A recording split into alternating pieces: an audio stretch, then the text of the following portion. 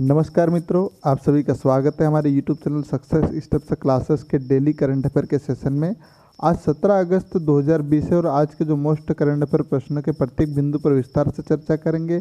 उनसे जो अन्य संबंधित जानकारी उन पर भी चर्चा करेंगे। तो चलिए शुरुआत करते हैं आज के पहले प्रश्न की। आज का पहला प्रश्न है, हाल ही में robot tele consultation tele monitoring जैसे चिकित्सा उपकरण भारत ने किस देश से प्राप्त किए। चार ऑप्शन दिए गए हैं। Option A Japan, option B चीन, option C Israel, option D America. तो इस प्रश्न का सही उत्तर है ऑप्शन सी इजराइल। इजराइल ने भारत को रोबोट टेली कॉन्सलेशन और टेली मॉनिटरिंग जैसे उपकरण दिए हैं। डिटेल में हम लोग चर्चा करेंगे। तो कोविड-19 की महामारी से लड़ने के लिए इजराइल के सहयोग के रूप में दिल्ली में एम्स में आधुनिक आर्टिफिशियल इंटेलिजेंस आधारित तकनीकी और उच्च स्तरीय उपकरण दिए गए। इसमें क्या क्या दिए जाएंगे। सिप्री नामक एक 12 घंटे कीटाणु शोधन उत्पाद है जो प्रदूषण के नए मामलों को फैलने से रोकता है। इसके अलावा एक गैर इनवेसिव रिमोट रोगी निगरानी प्रणाली के लिए जो संदिग्ध कोविड-19 रोगियों के श्वसन संकेतों के प्रारंभिक स्क्रीनिंग उपकरणों के रूप में सहायता करता है। रोगियों के अल्ट्रासाउंड उपयोग के लिए कृत्रिम बुद्धिमत्ता आधारित सॉफ्टवेयर जो विशेष रूप से कोविड-19 से लड़ने के लिए डिजाइन किया गया। इसके अलावा इजराइल ने रोबोट टेली कॉन्सलेशन और टेली मॉनिटरिंग उपकरण भी भेजे। साथियों, इजराइल से इतनी जानकारी हो गई। अब इजराइल के बारे में देखेंगे उससे पहले आपसे एक निवेदन है, इस YouTube चैनल पर आप नए हो तो इस चैनल को सब्सक्राइब करो और पास में जो बेल आइकन का बटन है उसे प्रेस करिएगा ताकि आने वाली वीडियो का नोटिफिकेशन आपको सबसे पहले मिल सके। और वीडियो पसंद आए तो लाइक और शेयर ज़रूर करें।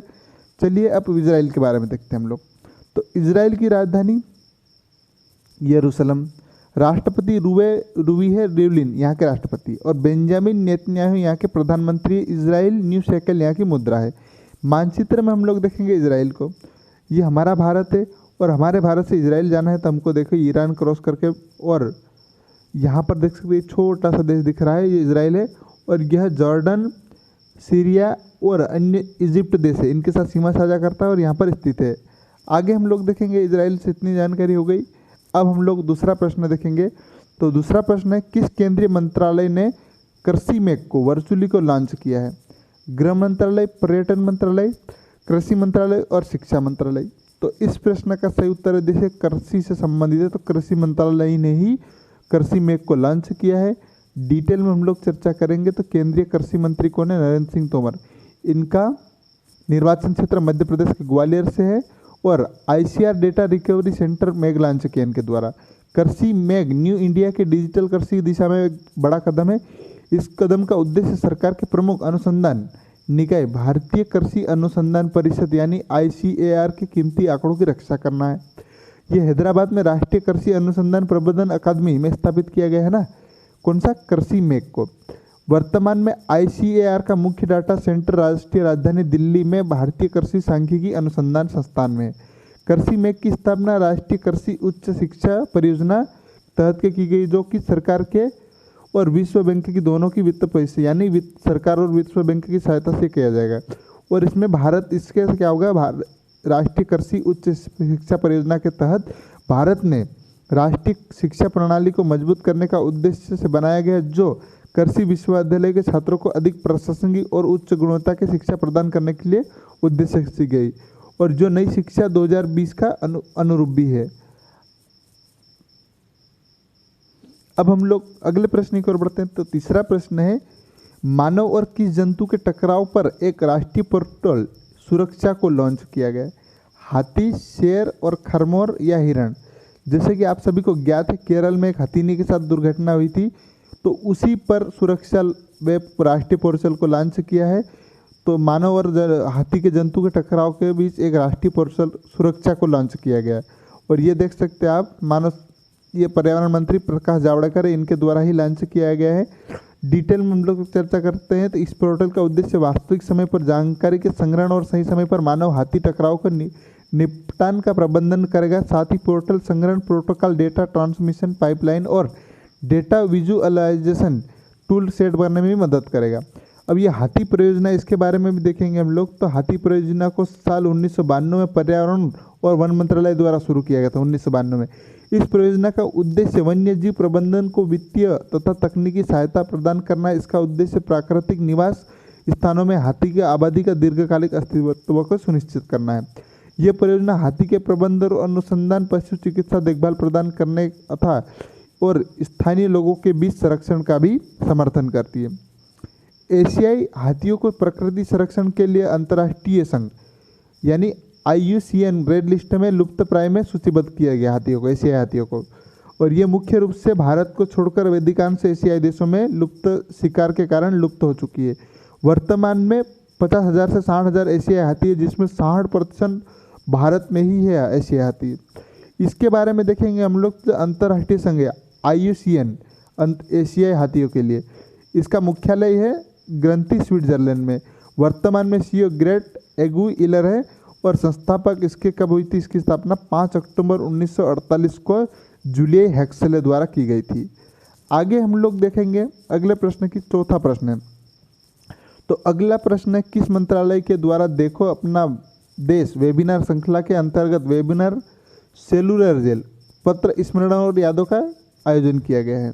आप देख सकते हैं ये सेलुलर है जेल है, और ये किस मंत्रालय द्वारा किया गया? तो आप पर्यटन मंत्रालय, जनजाति कार्य मंत्रालय, कला एवं संस्कृति मंत्रालय या रक्षा मंत्रालय।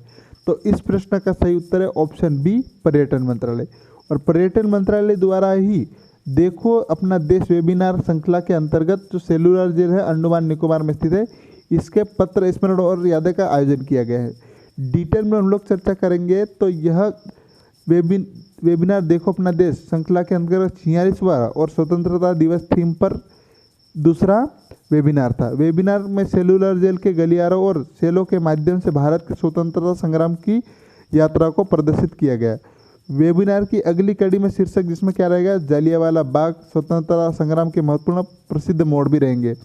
देखो अपना देश वेबिनार श्रृंखला एक श्रेष्ठ भारत के तहत भारत की समृद्ध विविधता प्रदर्शित करने वाला एक प्रयास है, और यह निरंतर वर्चुअल प्लेटफॉर्म के जरिए एक श्रेष्ठ भारत की भावना को बल भी प्रदान कर रहा है। अब सेलुलर जेल के बारे में देखते हैं हम लोग। तो ये अंडमान निकोबार द्वीप समूह में पोर्ट ब्लेयर, जो कि इसकी अंडमान निकोबार की राजधानी भी है, और सेलुलर जेल एक ऐसी जेल है जहां पर अंग्रेजों ने आज़ादी की लड़ाई लड़ रहे भारतीयों को बहुत सी अमानवीय परिस्थिति को निर्वासित तथा कैद करके रखा जाता था इसमें।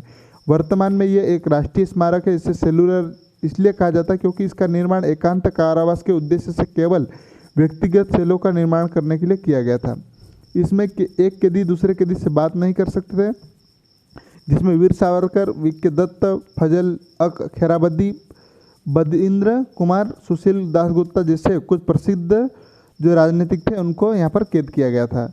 आगे हम लोग देखेंगे 5वां प्रश्न है, किस मंत्रालय द्वारा जनजाति स्वतंत्रता संग्राम सेनानियों का संग्रहालय विकसित किया जाएगा? तो यह जनजाति कार्य मंत्रालय, पर्यटन मंत्रालय, कला एवं संस्कृति मंत्रालय, रक्षा मंत्रालय। तो इसका सही उत्तर ऑप्शन है जनजाति कार्य मंत्रालय द्वारा जनजाति स्वतंत्रता संग्राम सेनानी का संग्रहालय विकसित किया जाएगा। डिटेल में हम लोग चर्चा करेंगे। तो ये 15 अगस्त 2016 को प्रधानमंत्री द्वारा स्वतंत्रता दिवस के अवसर पर स्वतंत्रता संग्राम सेनानी स्थापित करने की घोषणा की गई थी 2016 में ना। इस संग्रहालय में आदिवासी लोगों की जैविक और सांस्कृतिक विविधता के संरक्षण की आदि रक्षा के लिए संघर्ष के तरीकों प्रदर्शित किया जाएगा, क्योंकि उनसे राष्ट्र निर्माण में मदद मिली है।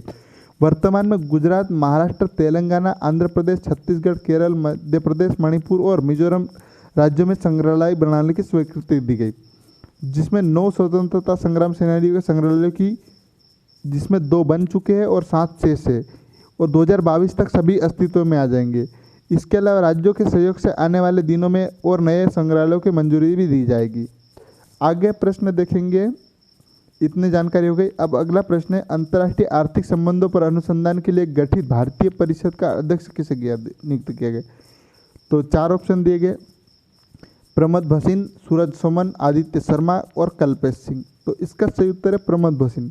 प्रमोद भसीन को अंतर्राष्ट्रीय आर्थिक संबंधों पर अनुसंधान के लिए गठित भारतीय परिषद का अध्यक्ष नियुक्त किया गया है। डिटेल में हम लोग चर्चा करेंगे। तो Indian research council for research on international economic relations का नया अध्यक्ष है, इनको नियुक्त किया प्रमोद भसीन को।